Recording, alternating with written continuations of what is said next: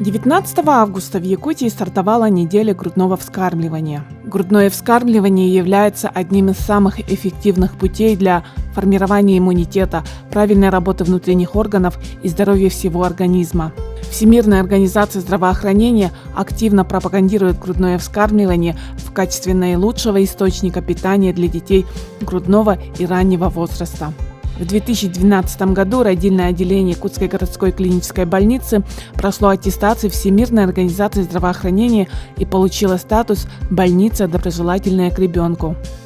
Это звание мы получили, учитывая предыдущий опыт.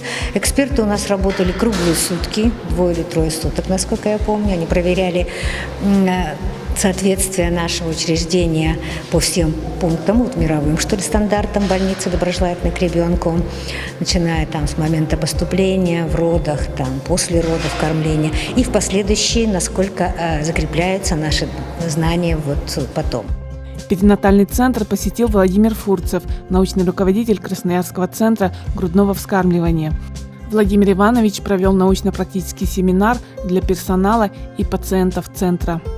Очередная поездка сюда с целью аттестации очередного медицинского учреждения и подготовки консультантов по грудному вскармливанию, где я прочту 36-часовой курс.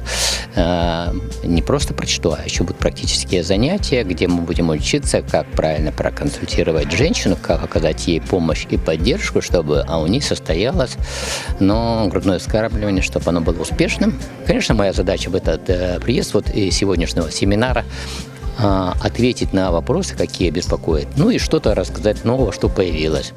Отметим, что Центр грудного вскармливания оказывает всестороннюю помощь и поддержку матери и ребенку. С каждым годом количество женщин, предпочитающих традиционное грудное вскармливание, только увеличивается.